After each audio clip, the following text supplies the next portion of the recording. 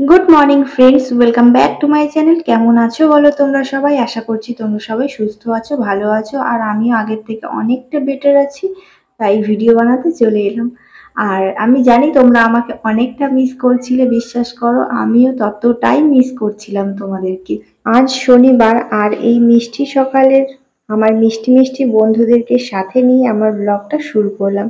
আশা করছি তোমাদের ভালো লাগবে। তো সকালবেলা উঠে সবার প্রথমে প্রত্যেকটা মানুষের কিন্তু 1 গ্লাস করে জল পান করা উচিত। আর আমি এখানে নর্মাল জল খাচ্ছি না, এটা মেথি ভেজানো জল। এর মধ্যে হাই প্রোটিন আছে, আয়রন আছে, তো অনেক কিছু মিক্সিং আছে মেথিতে, তোমরা জানো। তো সেটাই খাচ্ছিলাম আর কি, যেহেতু আমার শরীরটা খুবই দুর্বল হয়ে গেছিল, তার জন্য এটা। আর সকালবেলা উঠে কিছু ড্রাই ফ্রুটসও খেয়ে নিলাম, এটা শরীরের জন্য খুব ভালো। মানে আমার শরীরে তেমন কোনো প্রবলেম হয়নি, প্রবলেমটা হয়েছে যে মানে এতটা দুর্বল হয়ে গেছি যে আমি ওঠার শক্তি পাচ্ছিলাম না, মানে সবসময় মাথা ঘুরতো, চোখ ধোঁয়া ধোঁয়া, তো এই ব্যাপারগুলো ছিল। তারপর ডক্টর দেখাতে বললো যে ভালো করে খাওয়া দাওয়া করো, তাহলে ঠিক হয়ে যাবে। তো ব্যাস, শুরু করে দিয়েছি। যাই হোক, ঘুম থেকে উঠে জল টল খেয়ে এবারে আমি বিছানা গোছাতে চলে এলাম। এর মধ্যে দেখলাম মেয়েও উঠে পড়েছে। যতবারই আমি তোমাদের কথা দিই যে আমি নিয়মিত ব্লগ আপলোড করব, কিছু না কিছু প্রবলেম আমার সাথে হয়েই যায়। তো কখনো বাড়ির থেকে প্রবলেম হয়, কখনো আমার শরীরটা খারাপ হয়, কখনো মেয়ের জন্য, কখনো কাজের চাপ। তো এত কিছু প্রবলেম ফেস করার পর মনে হয় থাক আর ভিডিও করব না, এসব আর ভালো লাগছে না। তারপর কিছু কিছু বন্ধু আমাকে এত ভালো ভালো কমেন্ট করে, তো তাদের কমেন্ট পড়ে আবার অনেকটা মোটিভেট হয়ে নতুন সকালে নতুন ভাবে আবার ব্লগ শুট করতে শুরু করে দিই। আর আজকের দেখো ওয়েদারটা দারুণ ওয়েদার ছিল, তো এই 2-3 দিন ধরে বৃষ্টি পড়ছে কখনো কখনো। আর সেই গরমের মানে কিছুদিন আগে যে পরিমাণে গরমটা পড়েছিল সেটা তো নেই। আর আমরা যেহেতু মাঠের দিকে আমাদের বাড়ি, এখানে কোনো বড় গাছপালাও নেই, কিছু নেই। তো মানে ওই সকাল 10টা থেকে বিকেল 4টে পর্যন্ত খুবই গরম থাকে, তারপর একটু একটু হাওয়া দেয়, ঠান্ডা হয়ে যায়। তারপর মানে আমাদের এখানে পলিউশনের প্রবলেমটা হয় না অতটা, আর গাড়ি ঘোড়াও যায় না, কিন্তু কিন্তু গরমটা খুব থাকে ওই 4টে পর্যন্ত। যাই হোক, তারপর আমি বিছানা টিছানা গুছিয়ে এখানে জামা কাপড়গুলো গুছিয়ে নিলাম। এরপর মুখ হাত পা ধুয়ে টিফিন খেয়ে তারপর মেয়েকে নিয়ে স্কুলে যাব। আর হ্যাঁ, একটা গুড নিউজ কি বলতো, আমার মেয়েকে আমি স্কুলে বসিয়ে দিয়ে আসি। তো আগে বলেছিলাম যে ওকে আইসিডিএস স্কুলে নিয়ে যাই। আর আগে কি হতো, 1 সপ্তাহ 2 সপ্তাহ মতো আমি ওকে নিয়ে স্কুলে গিয়ে বসে থাকতাম, ও আমার পাশে বসে থাকতো। আর এখন আমি স্কুলে বসিয়ে দিয়ে ওকে বাড়িতে চলে আসি, বাড়িতে এসে বাড়ির কাজকর্ম করি।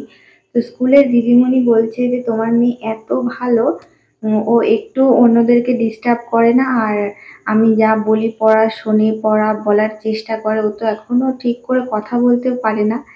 আর তো মানে ওর যে টয়লেট পেয়েছে সেটাও ও বলতে পারে না, ওকে আমি প্যাম্পাস পরিয়ে বসিয়ে দিয়ে আসি। তো এত ছোট বয়স থেকে আমার মেয়ে এতটা বুঝে গেছে, তার জন্য আমি ভগবানকে অনেক থ্যাংক ইউ বলবো। কারণ মানে এটা গড গিফটেড।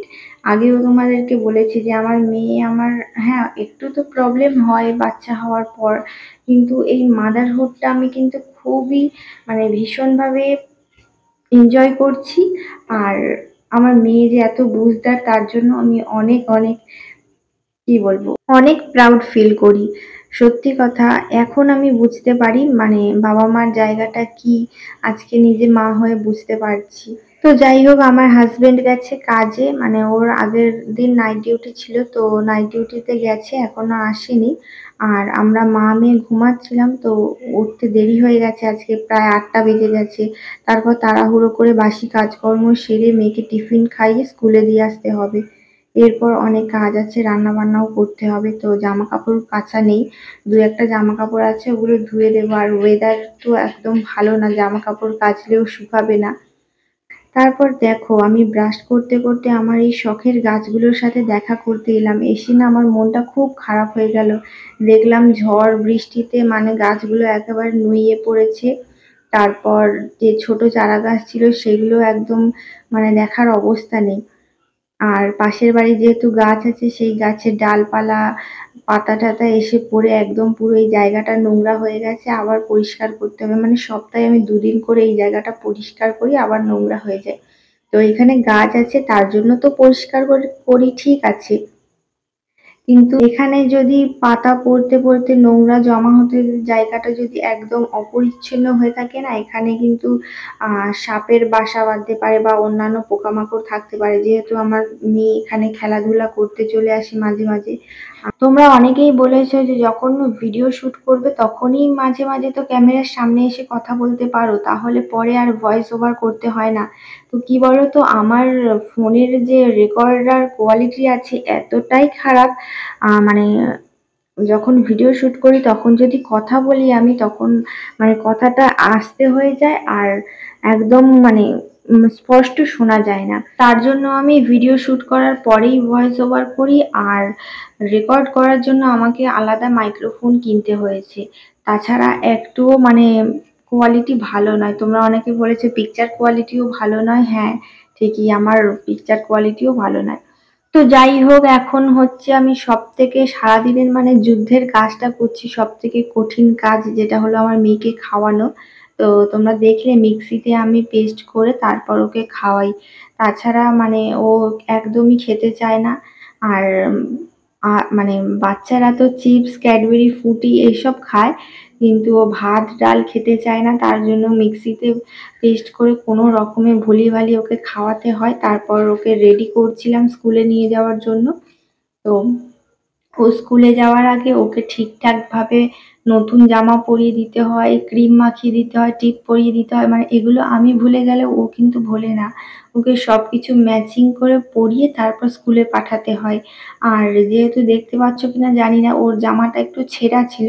স্কুলে যাওয়ার আগে কিন্তু জামাটাও ও চেঞ্জ করে নিয়েছিল, তারপর স্কুলে দিয়ে এসেছি। ও এত ছোট বাচ্চা আর এখন থেকে এতটাই ডিসিপ্লিন মেনটেন করে, আমার কিন্তু ব্যাপারটা বেশ ভালো লাগে। তারপর দেখো দুপুর না হতে হতেই ঝড় উঠে গেছে, মনে হয় বৃষ্টি হবে।